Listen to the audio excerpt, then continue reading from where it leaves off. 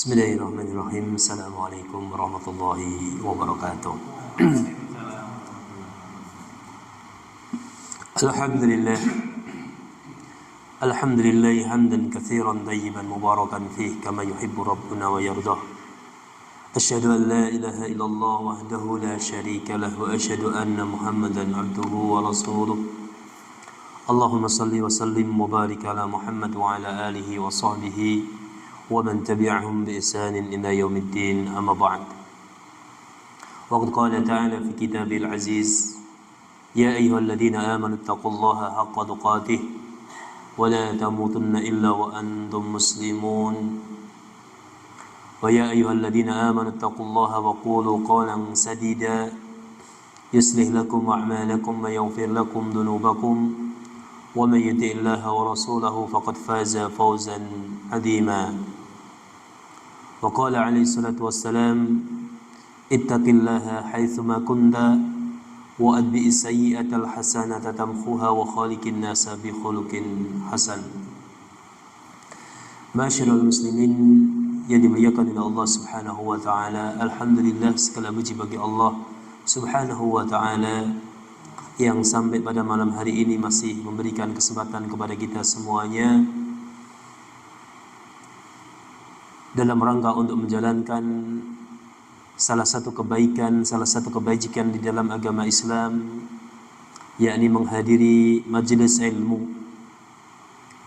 Majelis ilmu, majelis zikir, majelis ta'lim merupakan salah satu majelis yang diterangkan oleh baginda Rasulullah sallallahu alaihi wa ala alihi wasallam sebagai salah satu taman di antara taman-taman surganya Allah Subhanahu wa taala. Yang mana Rasulullah sallallahu alaihi wasallam pernah bersabda, "Fa idza marartum bi riyadil jannah farta'u." Apabila kalian singgah, menjumpai, melewati salah satu taman di antara taman surganya Allah Subhanahu wa taala, farta'u kata Rasulullah, maka mampirlah, nikmatilah, singgahlah taman surga tersebut. Maka para sahabat bertanya kepada Rasulullah sallallahu alaihi wasallam, "Wa ma riyadul jannah?" Duh Rasulullah, apa yang dimaksud dengan taman surga tersebut? Maka Rasulullah sallallahu alaihi wasallam mengatakan, yang dimaksud dengan taman surga adalah halaqatul dzikr. Halaqah dzikir. Majelis dzikir, majelis ilmu, majelis ta'lim. Para ulama menjelaskan yang dimaksud dengan halaqatul dzikr di situ adalah majelis yang di dalamnya diajarkan maqala Allah wa qala Rasulullah sallallahu alaihi wasallam.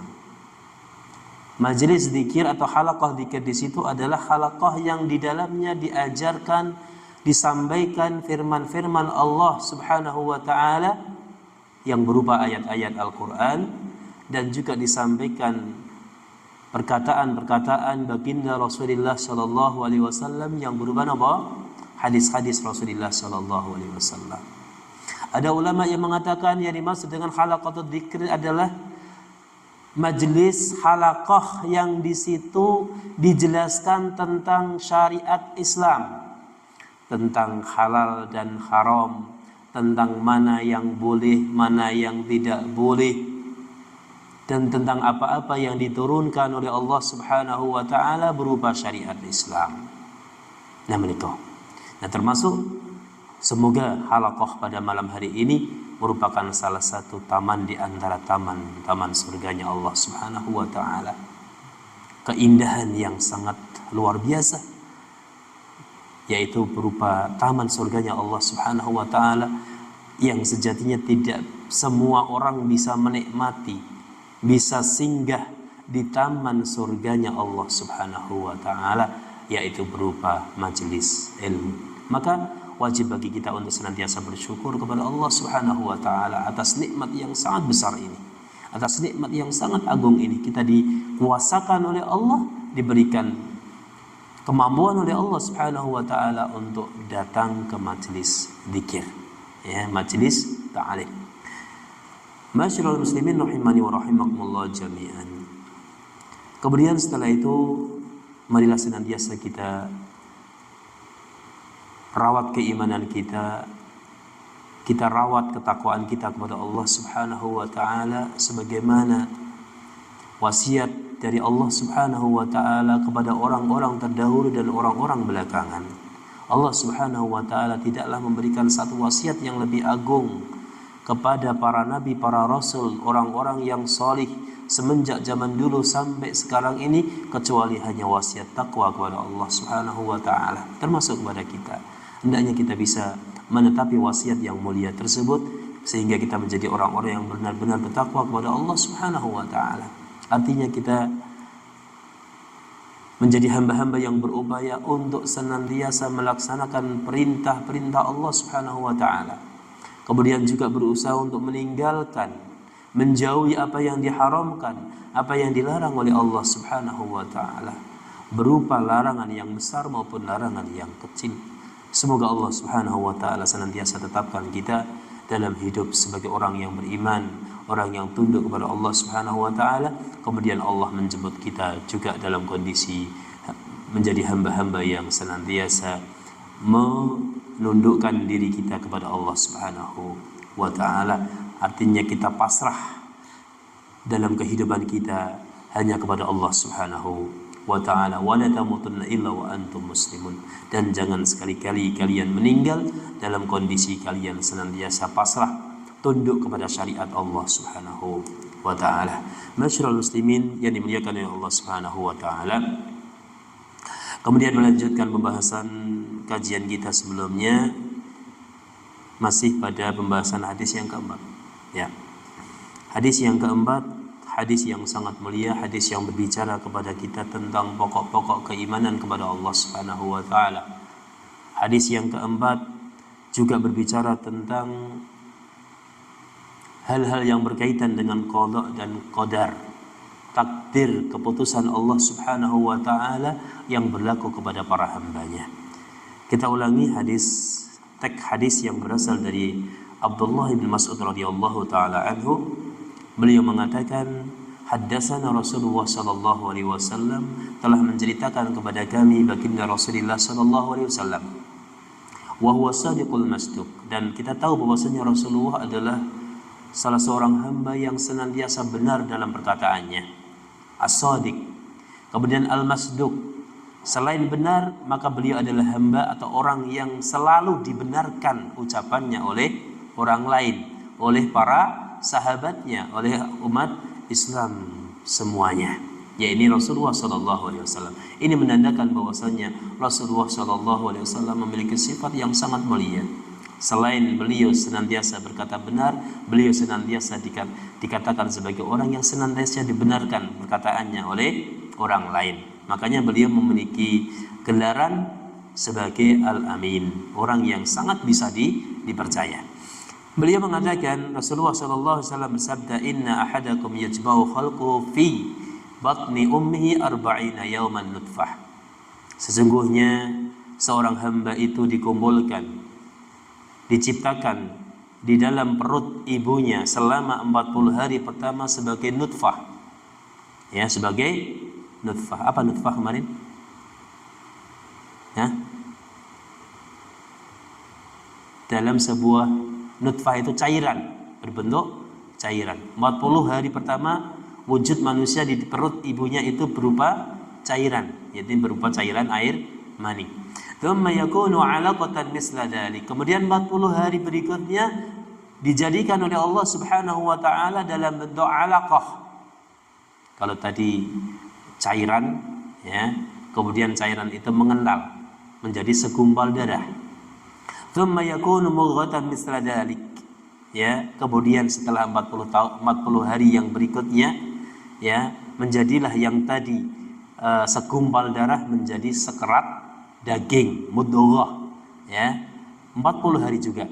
Tsumma yursalu ilaihil malak. Kemudian setelah 120 hari umur janin di dalam perut seorang ibu, barulah Allah Subhanahu wa taala utus malaikat kepada janin tersebut. Fayanfukhu fihi ruh. Kemudian malaikat tersebut diutus untuk apa? Untuk meniupkan ruh. Untuk meniupkan apa? Ruh. Yang tadi benda mati dalam wujud sekerat daging, ya, maka kemudian malaikat yang diutus oleh Allah Subhanahu wa taala tadi apa? Meniupkan ruh, sehingga yang makhluk yang sekerat daging tadi berubah menjadi makhluk hidup atas izin Allah Subhanahu wa taala. Tidak itu saja, wa yu'maru bi arba'i kalimat. Setelah ditiupkan ruh oleh malaikat, maka ditetapkan, diperintahkan dengan 4 hal. Ya, dipastikan bahwasannya makhluk hidup yang baru ditiupkan ruh tadi, ya, dia memiliki 4 hal. Yang pertama, bikat birizkihi, rizkinya telah ditetapkan oleh Allah Subhanahu wa taala semenjak dia berada di dalam kandungan ibunya. Ya. Kemudian wa ajrihi, ditetapkan pula kematiannya. Dia nanti lahir kemudian hidup sampai umur berapa Allah akan memanggilnya kembali. Ya, apakah di umur 50, apakah di umur 60 atau seterusnya. Kemudian bikatmi wa amalihi, kemudian amalnya juga ditetapkan oleh Allah Subhanahu wa taala. Jadi rentetan amal yang akan dia kerjakan semenjak dia dilahirkan oleh ibunya ke dunia yang fana ini, maka berlaku pula amalan-amalan yang dia kerjakan juga merupakan ketetapan dari Allah Subhanahu wa taala.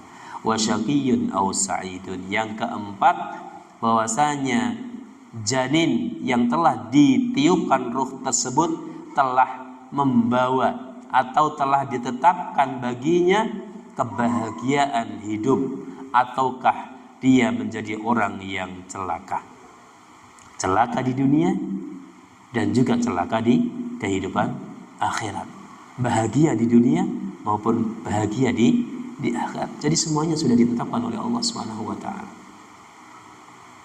Semuanya sudah ditetapkan oleh Allah Subhanahu wa taala semenjak kita semuanya masih berada di dalam kandungan ibu kita masing-masing. Oleh karena itu, ketika orang itu dilahirkan, pada hakikatnya dia sudah membawa 4 hal tadi. Rizkinya itu sudah ditetapkan dan ditanggung sepenuhnya oleh Allah Subhanahu wa taala. Yang kedua, ajalnya, kematiannya juga sudah ditetapkan oleh Allah Subhanahu wa taala. Dia dijatah hidup di dunia ini berapa tahun, itu sudah ditetapkan semenjak kita berada di janin. Ya, berada di dalam kandungan ibu kita. Kemudian kita melakukan amalan apapun itu juga sudah ditetapkan oleh Allah Subhanahu wa taala. Dan kita digolongkan menjadi hamba yang celaka ataupun hamba yang bahagia, itu juga pun sudah ditetapkan oleh Allah Subhanahu wa taala. Ya. Fa wallahi alladzi la ilaha ghairuhu, demi Allah, ya, yang tidak ada sesembahan selain Dia. Ya, jadi hanya Allah Subhanahu wa taala sembahan yang berhak untuk diibadahi oleh manusia. Inna ahadakum la ya'malu bi'amali ahlil jannah hatta ma yakunu bainahu wa bainaha illa dhira'un fayasbiqu alaihi alkitab faya'malu bi'amali ahlin nar fayadkhuluha. Demi Allah, ya Allah, Rasulullah sallallahu alaihi wasallam bersumpah atas nama Allah Subhanahu wa taala. Artinya, kalau Rasulullah sallallahu alaihi wasallam itu bersumpah atas nama Allah, berarti sesuatu yang akan disampaikan setelah sumpah beliau itu merupakan sesuatu yang sangat besar, sesuatu yang sangat agung, sesuatu yang bernilai luar biasa. Apa itu? Beliau mengatakan, sesungguhnya salah seorang di antara kalian, dia itu senantiasa beramal dengan amalan ahli surga. Jadi manusia yang nampak ketika dia melihat orang tersebut luar biasa, dia melakukan amalan-amalan yang di situ mencerminkan dia adalah penduduk surga. Salatnya, puasanya, sedekahnya, kebaikannya, akhlaknya mungkin menunjukkan bahwasanya dia itu adalah calon penghuni surga begitu sampai mendekati akhir hayat. Ya, hatta ma yakuna bainahu wa bainaha illa dhira'un. Ya, diumpamakan kehidupannya sudah mendekati akhir finish. Ibaratnya sudah sampai sejengkal antara kehidupan sama kematiannya. Saking menunjukkan apa? Dekatnya ya kematian dia. Kemudian fayasbiqu alaihil kitab. Tapi sebelum meninggal dunia, qadarullah wa masya'a, telah mendahului takdir orang tersebut. Artinya Allah sudah menetapkan takdir baginya. Maka fayamalu bi'amali ahlin nar. Di akhir hayat sebelum dia meninggal dunia, dia mengerjakan amalan-amalan penduduk neraka yang tadinya kehidupannya dipenuhi dengan amalan-amalan penduduk ahlus surga. Tetapi di akhir hayatnya, qadarullah, dia beramal mengerjakan amalan yang menunjukkan amalan tersebut sebagai orang yang menghuni neraka. Akhirnya apa? Akhirnya di akhir hayatnya dia pun mengerjakan amalan-amalan penduduk neraka. Fayadkhuluha, maka dia pun karena akhirnya adalah keburukan yang dia lakukan, maka dia pun masuk ke neraka. Okay? Jadi yang tadinya orang tersebut terbiasa melaksanakan amalan-amalan penduduk surga sampai mendekati akhir hayat dia, kemudian sebelum dia meninggal dunia ternyata dia mengerjakan amalan-amalan penduduk neraka, ya, berupa banyak maksiat yang dikerjakan, atau bahkan dia menyekutukan Allah Subhanahu wa ta'ala di akhir hayatnya, maka dia pun akhirnya ditetapkan sebagai penghuni neraka. Sebaliknya kata Rasulullah sallallahu alaihi wa ala alihi wasallam, wa inna ahadakum la ya'malu bi'amali ahli nar. Sesungguhnya salah seorang di antara manusia itu senantiasa dalam kehidupannya mengerjakan perbuatan-perbuatan buruk, perbuatan-perbuatan maksiat yang mencerminkan dia itu nantinya akan masuk neraka kan itu. Jadi kalau orang menilai, ini si A ini sukanya kok berbuat aneh-aneh, berbuat maksiat, wah pasti mereka sampai manusia itu mengira orang seperti ini pantasnya di neraka kan begitu.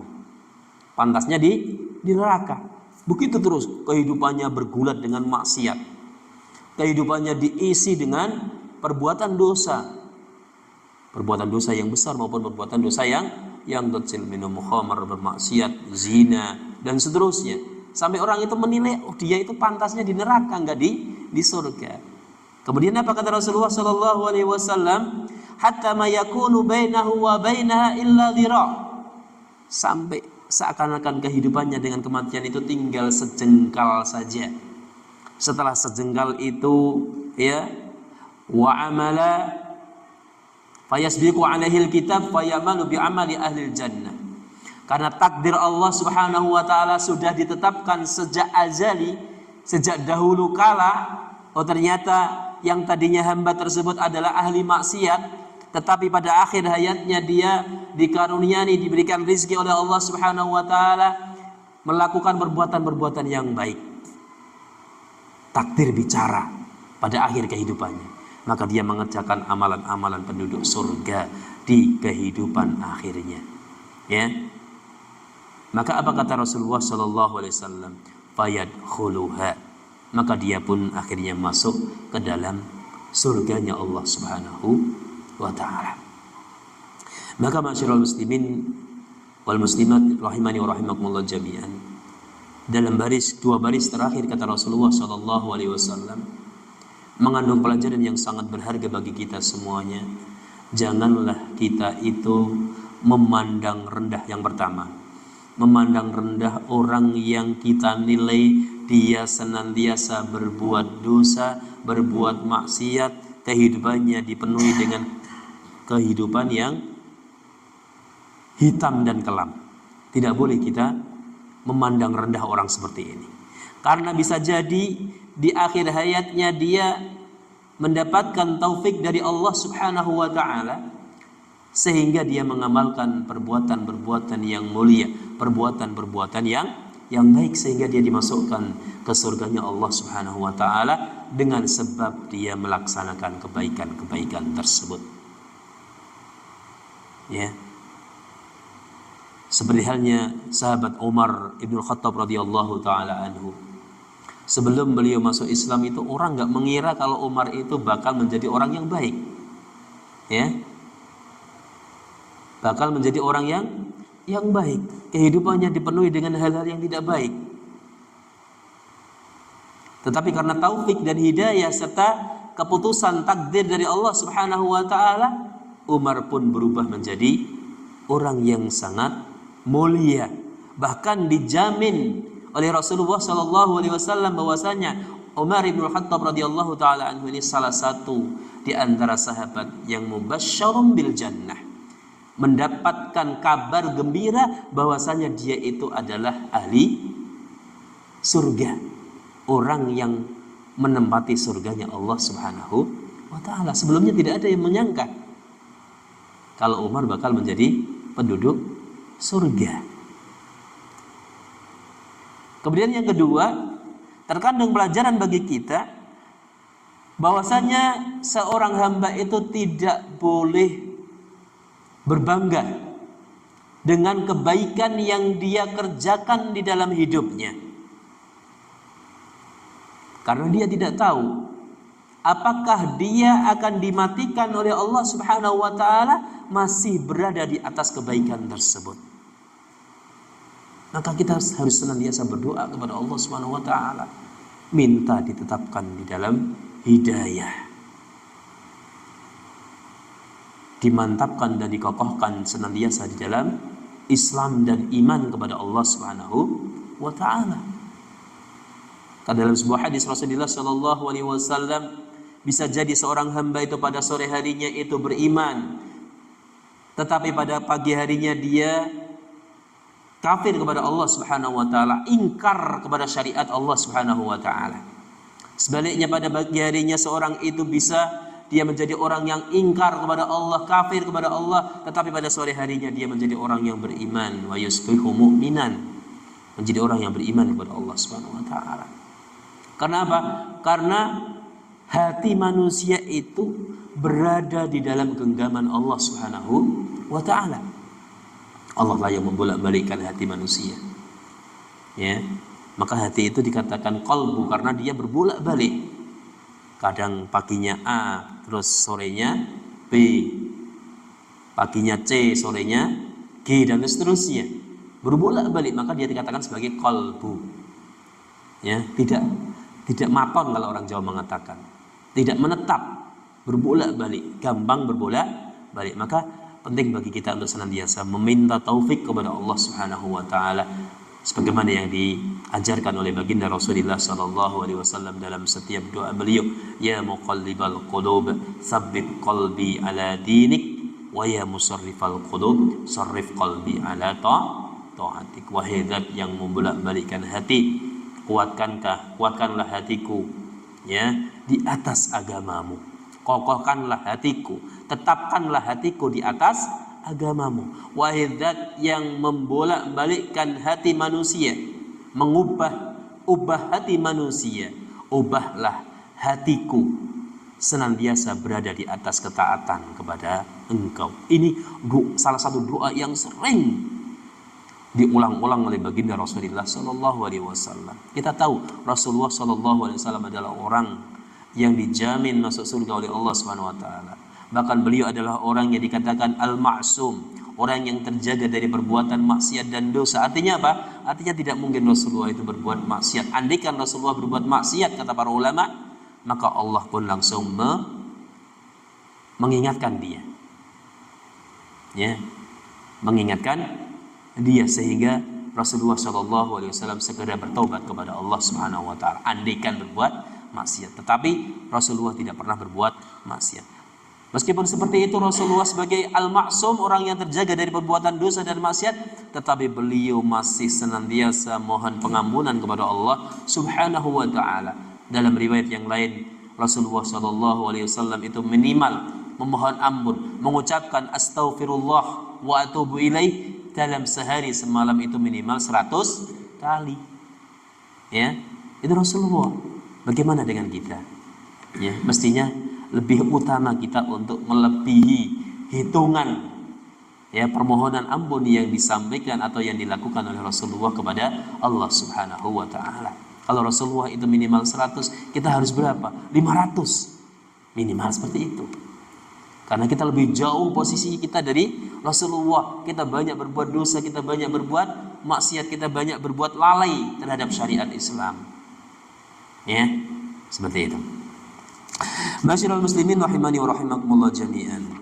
Kemudian dari hadis tersebut para ulama menjelaskan bahwasanya manusia di dalam fase ya pertumbuhan di dalam perut ibunya itu terbagi menjadi 3 marhalah, 3 fase. Yang pertama marhalatun nutfah ya, fase cairan ya.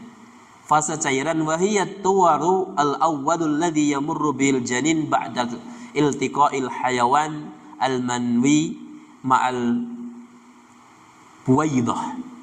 Ya. Fase yang pertama itu adalah fase di mana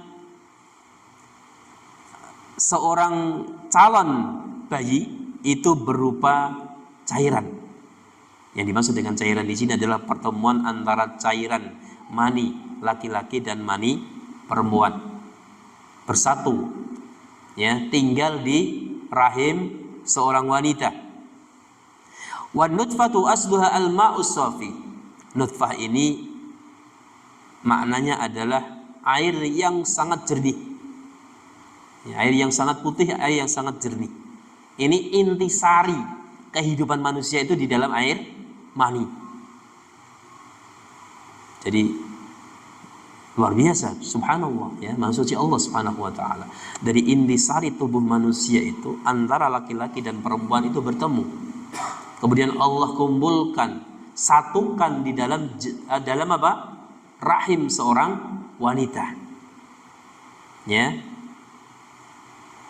Dan ini berlangsung dia dalam kondisi cairan selama 40 hari pertama.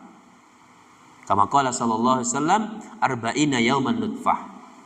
Fase yang pertama nutfah. Kemudian fase yang kedua marhalatul alaqah.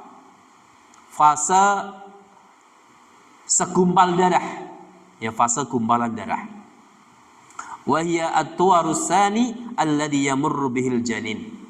Fase yang kedua itu fase darah yang berada di perut atau di rahim seorang wanita. Dia berupa janin yang bentuknya masih berupa apa? Segumpal darah. Jadi kita tidak menyangka ya. Manusia tidak menyangka ya, Mas Danang yang gantengnya Masya Allah seperti ini pada asalnya adalah cairan yang hina kan itu. Cairan yang sangat hina. Dikumpulkan oleh Allah Subhanahu wa taala, disatukan dengan cairan yang lain sehingga terbentuk wajah ganteng seperti ini. Masya Allah. Ya. Kemudian pada fase yang kedua terbentuk menjadi segumpal darah. Ya. Wal alaqah hiya ad-damul jamidu al-ghalid. Yang dimaksud dengan alaqah di sini adalah darah kental ya, yang berupa gumpalan-gumpalan. Itu namanya alaqah. Ya. Dan ini juga berlangsung selama berapa hari? 40 hari. Kemudian marhalatul tsalisah, fase yang ketiga adalah marhalatul mudghah. Fase segumpal atau sekerat daging. Wa hiya tuwarus salis alladhi bimarri bihi aljanin. Ya, fase yang ketiga yang terjadi dalam rahim seorang ibu, yakni janin tersebut berubah menjadi segumpal daging atau sekerat daging. Ya. Wal mudghatu hiya qit'atun minal lahmi. Ya, diterangkan di sini bahwasanya mudghah ya di sini adalah qit'atun minal lahmi, secuil daging. Ya, jadi daging yang ukurannya sangat kecil, ya. Berapa mili di dalam rahim seorang ibu. Awalnya seperti itu. Ya, wa yamtaddu hadha tuwaru arba'ina yauman, dan ini juga berlangsung selama 40 hari sebagaimana Rasulullah sallallahu alaihi wasallam mengatakan summa yakun mudghatan misla dzalik. Ya, kemudian marhalah yang berikutnya adalah marhalatun nafkhir ruh. Marhalah yang keempat, fase yang keempat adalah fase di mana janin tersebut setelah berumur selama 120 hari ditiupkan ruh oleh Allah Subhanahu wa taala melalui malaikat yang diutus oleh Allah Subhanahu wa taala kepada janin tersebut. Wa yakunu dzalika ba'da madhi 120 yauman. Nah, di hari ke-120 ini Allah Subhanahu wa taala meniupkan ruh kepada daging kecil tersebut. Maka daging tersebut tumbuh menjadi makhluk hidup karena dia sudah bernyawa, karena sudah ditiupkan ruh kepada dia. Ya, kemudian setelah itu Rasulullah sallallahu alaihi wasallam menerangkan summa yursalu ilaihil malak fayanfukhu fihi ruh wa hadha mulahadun bil musyahadati warruhu ma yahya ma yuhyi bihil abdu atau ma yuhyi bihil abda. Dengan adanya ruh ini, seorang itu dikatakan dia hidup. Yang tadinya berupa benda mati, berupa daging, sekerat daging, kemudian setelah ditiupkan ruh dia menjadi apa? Hidup. Wahia man alimallahu ta'ala al-ghaibi allati la tadrukuha al-khawas. Ya. Yang mana ruh tersebut tidak ada yang mengetahui kecuali hanya Allah Subhanahu wa ta'ala. Bagaimana sifatnya ruh, bentuknya ruh kayak apa, wujudnya bagaimana, itu tidak ada yang mengetahui sejatinya kecuali hanya Allah Subhanahu wa ta'ala. Kita pun tidak pernah tahu hakikat dari ruh yang berada di dalam tubuh kita. Kita hanya bisa merasakan bahwasanya ruh tersebut hidup. Yang dengan hidupnya ruh tersebut, jasad kita juga menjadi hidup. Jadi menghidupkan ruh, yang menghidupkan jasad kita, yang menjadikan jasad kita itu hidup adalah sejatinya ruh kita. Ya. Allah Subhanahu wa taala mengatakan wa yas'alunaka 'anil ruh. Mereka manusia banyak bertanya kepada engkau Muhammad tentang ruh. Qulir ruhu min amri rabbi, maka jawablah wahai Muhammad, sesungguhnya ruh itu adalah termasuk perkara urusan dari Rabbku, yakni Allah Subhanahu wa taala. Wa ma utitum minal ilmi illa qalila. Dan tidaklah ya kalian diberikan ilmu tentang ruh ini kecuali hanya sedikit sekali. Jadi kita tidak bisa menyingkap hakikat daripada ruh.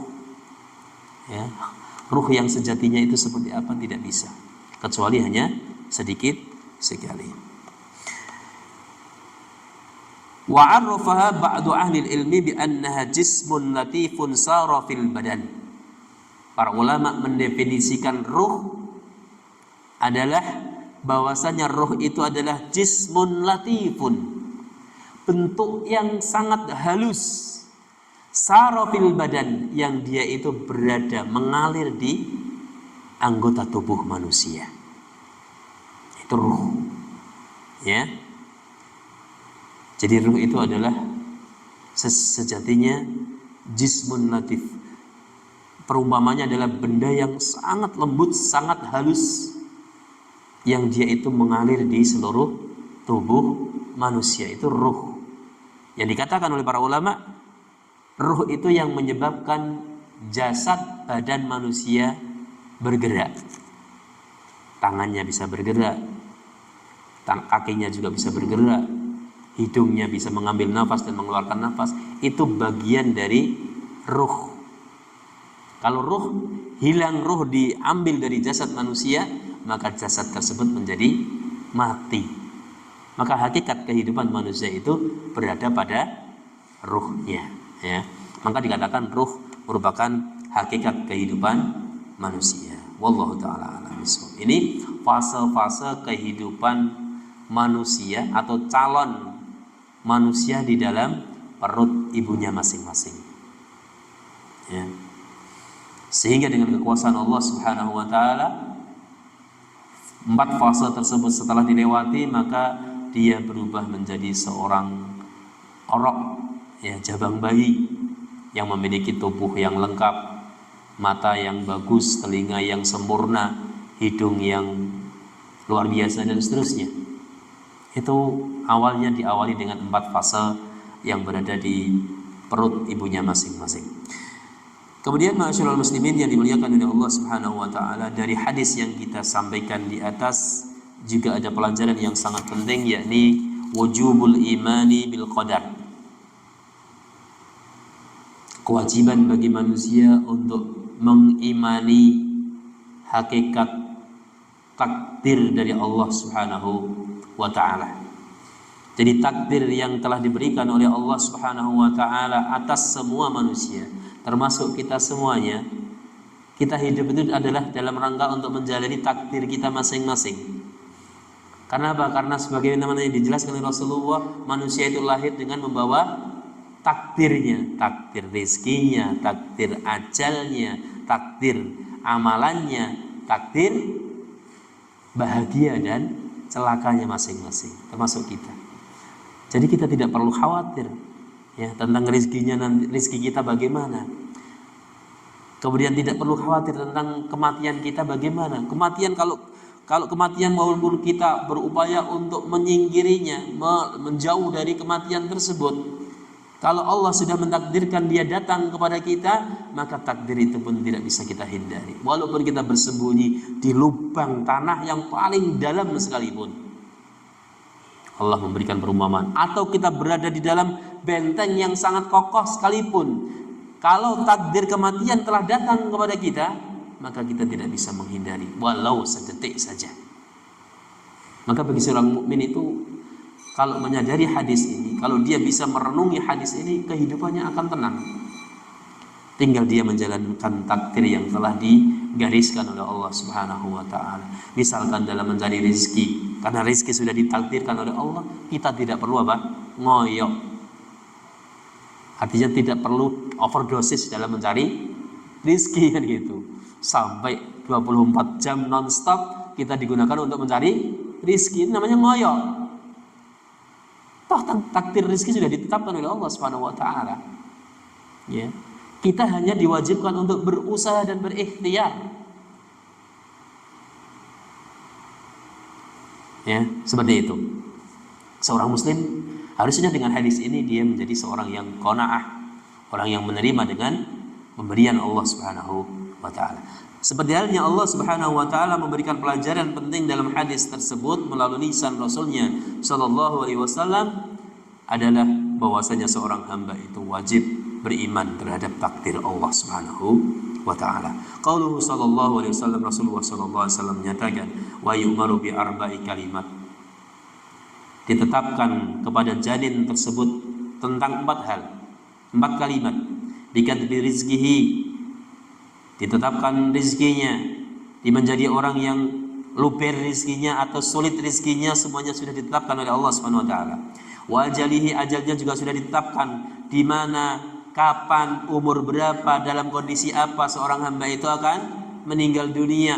Bahkan di belahan bumi mana dia akan meninggal dunia, itu pun sudah ditakdirkan oleh Allah Subhanahu wa taala. Kita tidak pernah tahu.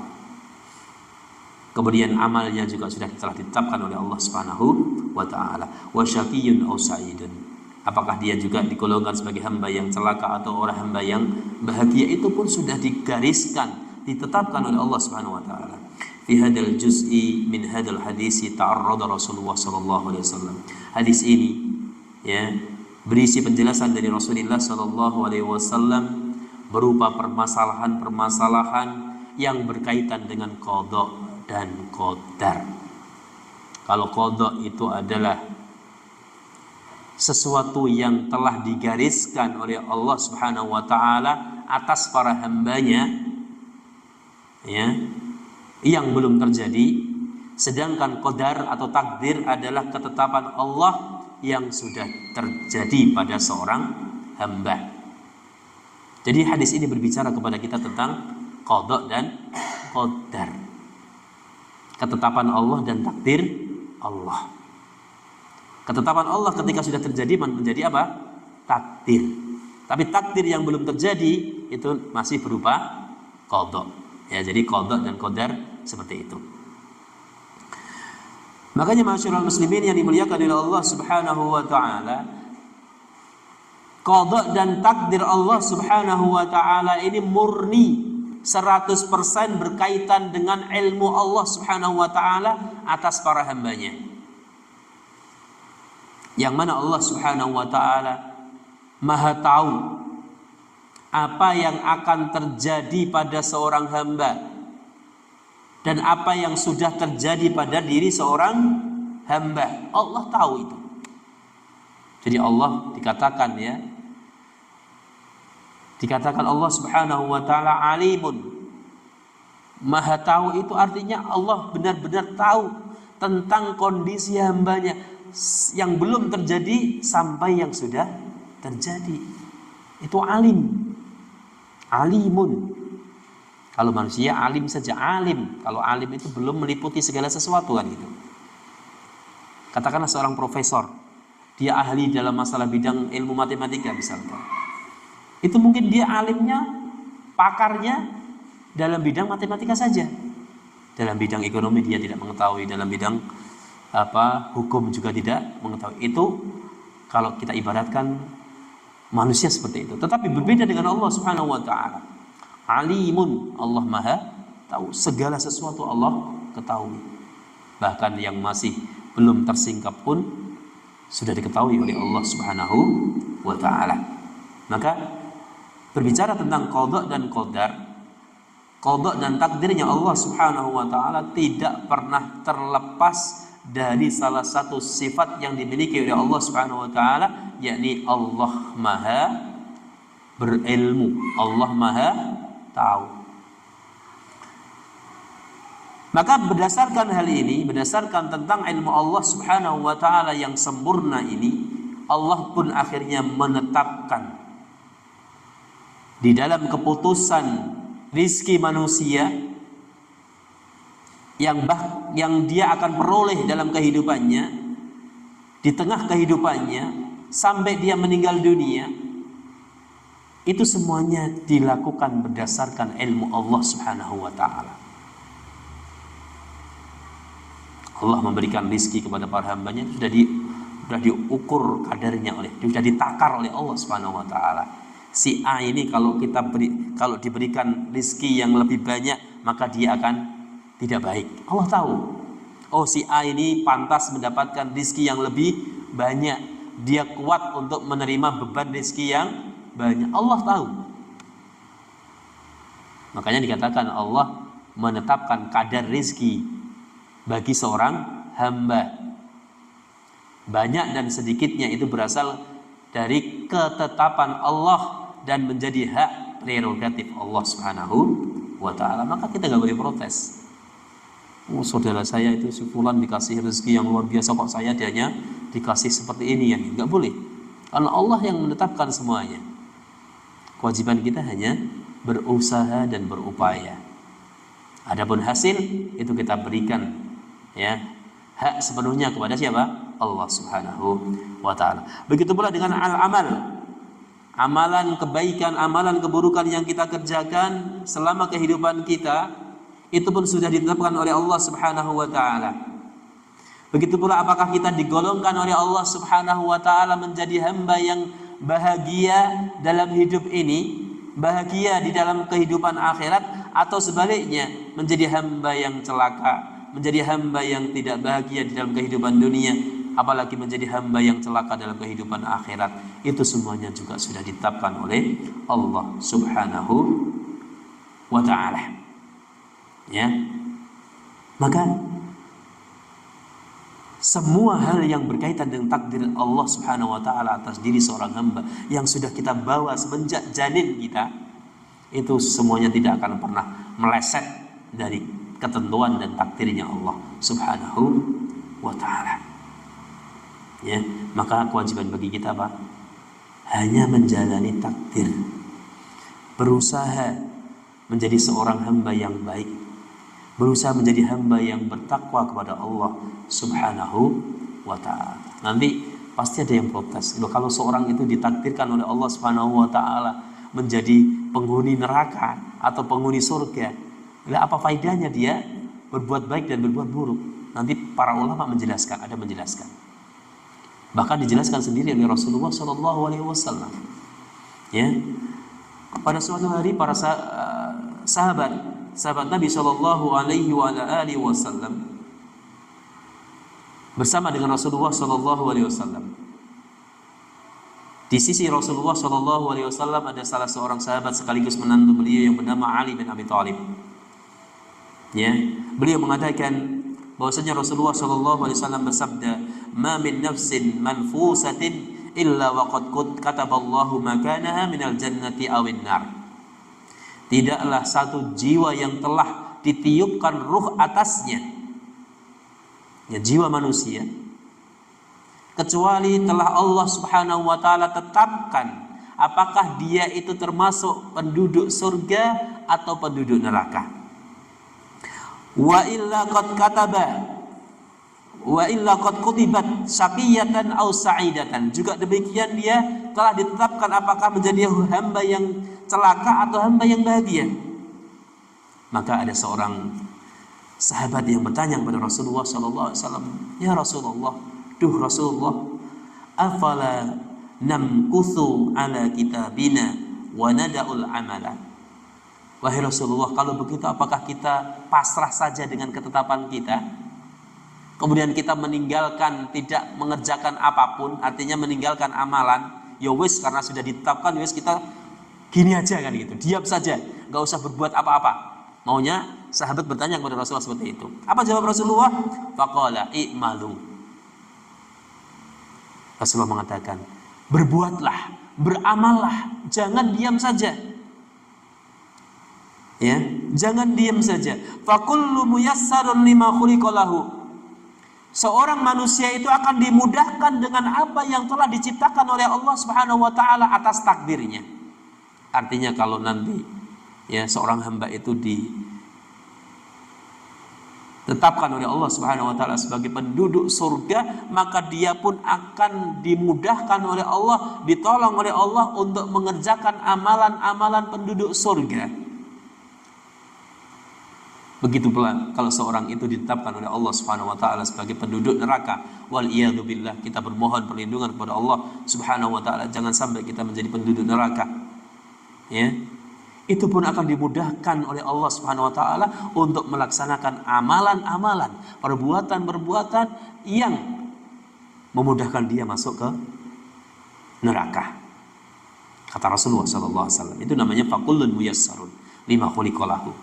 Jadi setiap dari kita itu kan dimudahkan dengan takdir kita masing-masing. Nggak akan berubah itu takdir. Allah akan juga memberikan pertolongan, membuka sarana dan wasilah bagi hambanya yang dimudahkan untuk masuk surga atau dimudahkan masuk neraka. Amma ahlus sa'adati, adapun golongan orang-orang yang bahagia, fayassaruna bi amali ahli sa'adah. Orang-orang yang ditetapkan oleh Allah sebagai golongan orang yang bahagia di dunia dan akhirat, maka Allah akan berikan pertolongan dia, memberikan kemudahan kepada dia untuk menjadi hamba yang bahagia di dunia maupun di akhirat. Wa amma ahlus syaqawah, adapun golongan yang celaka, fayassaruna li amali ahli syaqawah. Adapun orang-orang yang menjadi golongan orang-orang yang celaka, dia pun akan dimudahkan oleh Allah Subhanahu wa taala untuk mengamalkan, untuk melakukan perbuatan-perbuatan yang menunjukkan dia itu ahlus syaqawah, orang-orang yang celaka di dunia maupun di akhirat.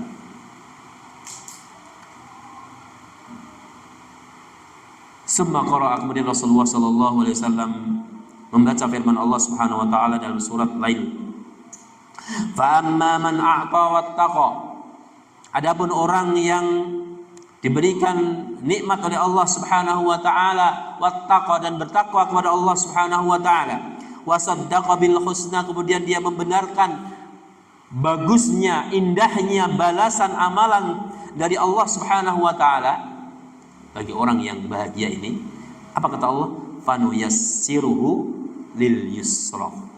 Kita akan mudahkan baginya untuk mendapatkan kemudahan. Artinya diberikan pertolongan oleh Allah Subhanahu wa taala. Begitu pula di sebaliknya. Ya. Orang yang tidak membenarkan adanya Allah, adanya balasan dari Allah Subhanahu wa taala, maka dia pun dimudahkan untuk mendapatkan kesulitan. Ya, tidak dimudahkan oleh Allah Subhanahu wa taala untuk masuk surganya Allah Subhanahu wa taala. Maka berdasarkan hal ini, meskipun semuanya sudah ditakdirkan oleh Allah Subhanahu wa taala, rizki kita, kematian kita, amalan kita sudah ditetapkan oleh Allah Subhanahu wa taala. Kemudian kita juga telah ditetapkan menjadi hamba yang beruntung di dunia dan akhirat, atau celaka dunia dan akhirat. Kita masih diperintahkan oleh Rasulullah SAW untuk senantiasa berikhtiar, senantiasa berusaha agar kita menjadi hamba-hamba yang bahagia, dalam rangka untuk menjadi hamba-hamba yang menjemput takdir kita masing-masing. Dan harapan kita, harapan seorang muslim, kehidupannya adalah kehidupan yang bahagia. Tidak mesti dia mendapatkan rezeki yang banyak, tidak mesti. Seorang muslim itu tidak mesti mendapatkan rezeki yang banyak. Tetapi yang pasti dari seorang muslim adalah pasti dia akan mendapatkan kehidupan yang bahagia. Kalau tidak mendapatkan kehidupan bahagia di dunia, pasti dia akan mendapatkan kehidupan bahagia dalam kehidupan di akhiratnya. Itu sudah pasti bagi seorang muslim. Ya, oleh karena itu, masyarakat muslimin yang dimuliakan oleh Allah Subhanahu wa taala, penting bagi kita untuk merenungi tentang takdir Allah Subhanahu wa taala, dan harus menjadi keniscayaan bagi kita, kewajiban bagi kita, kita senantiasa harus membenarkan takdir yang telah ditetapkan oleh Allah Subhanahu wa taala atas para hambanya, termasuk kita semuanya. Dengan begitu kita akan menjadi hamba yang tenang di dalam kehidupan kita, ya, menjadi hamba yang qanaah di dalam menerima rizki dari Allah Subhanahu wa taala.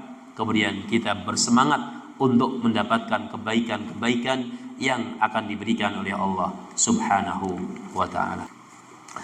Pelajaran penting dari hadis ini juga bahwasanya Rasulullah sallallahu alaihi wasallam menjelaskan kepada kita bahwasanya amalan seorang hamba itu sangat tergantung dengan pungkasannya, akhirnya. Jadi akhirnya lah yang menentukan. Amalan akhir dari kehidupan manusia itulah yang sangat menentukan. Ya, amalan-amalan seorang hamba, ya, yang dilakukan dalam kehidupan dunia ini itu pasti selaras dengan ketetapan Allah Subhanahu wa taala di dalam kitab takdirnya, pasti. Ya, barang siapa yang ditetapkan oleh Allah Subhanahu wa taala menjadi hamba yang dia itu beruntung dengan surganya Allah, maka dia akan melakukan amalan-amalan yang selaras dengan hal itu. Begitu pula seorang hamba ketika ditakdirkan oleh Allah Subhanahu wa taala menjadi hamba yang celaka, dan kita sangat bermohon kepada Allah jangan sampai kita dijadikan sebagai hamba yang celaka dalam kehidupan akhirat ini. Ya, pasti juga dia akan dimudahkan oleh Allah Subhanahu wa taala untuk mengamalkan amalan-amalan penduduk neraka. Ya. Maka Rasulullah sallallahu alaihi wasallam, ya, dalam hal ini menjelaskan wa khatimatus su'i takunu bisababi dasisati batiniyah lil abdi. Bisa jadi keburukan amalan akhir dari seorang hamba itu terjadi karena memang hati seorang hamba yang tidak baik. Walaupun di awal-awal kehidupannya dia menunjukkan amalan-amalan yang solih, tapi bisa jadi dia melakukan kebaikan itu karena mungkin riya, atau karena mungkin pengen dipuji oleh orang lain. Akhirnya di kehidupan akhirnya Allah ya tidak memberikan pertolongan kepada dia, bahwasanya amalan terakhirnya juga amalan yang buruk. Maka amalan akhir ini sangat menentukan, ya, menentukan bagi kita. Entah di awal dia itu baik atau buruk, apakah dia di awal kehidupannya menjadi hamba yang melakukan amalan-amalan penduduk neraka, ataukah dia di awal-awal kehidupannya menjadi hamba-hamba yang melakukan amalan-amalan penduduk surga, itu tidak masalah, istilahnya seperti itu. Tetapi yang sangat menentukan dalam nasib seorang hamba, apakah dia menjadi hamba yang beruntung atau hamba yang tidak beruntung, adalah fase akhir kehidupannya. Ya. Makanya Rasulullah mengatakan, ya, innamal a'malu bil khawatim. Sesungguhnya amalan-amalan seorang hamba yang sangat menentukan dalam kehidupannya itu adalah bil khawatim, amalan yang terakhir yang dia kerjakan. Maka bisa jadi banyak kasus terjadi seorang hamba kehidupannya bergulat dengan kemaksiatan kepada Allah Subhanahu wa taala. Minum khamar, zina dan seterusnya. Qadarullah dalam kehidupan akhirnya juga dia meninggal dalam kondisi melakukan perbuatan maksiat. Sedang asik-asiknya minum khamar, ya, minuman keras, dia dicabut nyawanya oleh malaikat maut. Ya, sedang dia nikmat berzina, dicabut nyawanya oleh Allah Subhanahu wa ta'ala. Maka orang seperti ini awalnya buruk, akhirnya buruk. Maka dipastikan dia memiliki nasib yang sangat buruk dalam kehidupan akhirat. Bisa jadi seorang hamba pada awalnya dia baik, taat kepada Allah Subhanahu wa ta'ala, ya, melaksanakan ibadah-ibadah yang luar biasa kepada Allah Subhanahu wa ta'ala, tapi di akhir kehidupannya dia ditinggalkan oleh Allah Subhanahu wa ta'ala, alias tidak mendapatkan petunjuk dari Allah Subhanahu wa ta'ala. Akhirnya dia melakukan perbuatan dosa dan maksiat, bahkan dia meninggal dunia dalam kondisi berbuat maksiat. Waliyadzubillah. Orang seperti ini istilahnya adalah amal pungkasan, ya, kehidupannya buruk.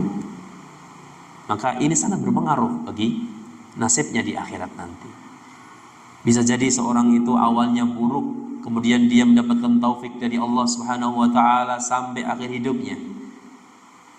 Dia meninggal dunia dalam kondisi baik, dan meninggal dunia dalam kondisi beribadah kepada Allah Subhanahu wa ta'ala, misalkan meninggal dunia dalam kondisi sujud, meninggal dunia dalam kondisi berpuasa, meninggal dunia dalam kondisi i'tikaf, meninggal dunia di tempat yang paling mulia, dalam kondisi melaksanakan amalan yang paling mulia. Nah, orang seperti ini mendapatkan taufik dari Allah menjadi hamba yang beruntung dalam kehidupan akhirat. Ini macam-macam manusia, ya, macam-macam manusia. Atau bahkan manusia itu dari awal sampai akhir kehidupannya dia menjadi hamba yang mendapatkan taufik dari Allah Subhanahu wa ta'ala, senantiasa melaksanakan ketaatan, senantiasa melaksanakan amal salih. Maka Allah tolong dia sampai akhir kehidupannya dia berbuat seperti itu. Dia dimatikan, dicabut nyawanya dalam kondisi melakukan amal salih. Maka sungguh beruntung orang yang terakhir seperti ini. Ya, awalnya baik, pertengahannya baik, bahkan khawatimnya, akhirnya atau pungkasannya pun dia dalam kondisi baik. Maka kita harus senantiasa bermohon kepada Allah Subhanahu wa ta'ala. Sekali lagi, kita tidak boleh berbangga dengan kondisi kita saat ini, ya. Tidak boleh berbangga dengan amalan kebaikan yang sudah kita kerjakan. Kita rajin sholat malam, kita rajin melaksanakan sholat wajib berjamaah di masjid, rajin puasa dan seterusnya. Kita nggak boleh berbangga. Tetapi yang perlu kita lakukan adalah senantiasa mohon pertolongan kepada Allah Subhanahu wa ta'ala, agar Allah Subhanahu wa ta'ala senantiasa memberikan taufik dan kekuatannya kepada kita, sehingga kita mampu untuk menyelesaikan kebaikan sampai garis finish kehidupan kita. Kalau kita bisa menjadi hamba yang bisa menyelesaikan sampai garis finish kehidupan kita menjadi hamba yang baik, hamba yang taat kepada Allah, hamba yang bertakwa kepada Allah Subhanahu wa taala, insyaallah kita akan menjadi hamba yang beruntung. Ya, seperti itu. Masyaallah muslimin rahimani wa rahimakumullah jami'an. Itulah pelajaran-pelajaran penting seputar hadis yang keempat yang berkaitan langsung dengan takdir dan ketetapan dari Allah Subhanahu wa taala. Demikian yang bisa kita sampaikan. Kebenaran semata datangnya dari Allah Azza wa Jalla, dan apabila ada salahnya itu berasal dari kekurangan saya pribadi, dan saya mohon ampun kepada Allah. Kemudian saya mohon maaf kepada panjenengan semuanya. Kita tutup pertemuan di malam hari ini dengan doa kafaratul majlis. Subhanakallahumma wa bihamdika asyhadu an la ilaha illa anta astaghfiruka wa atubu ilaik. Assalamualaikum warahmatullahi wabarakatuh.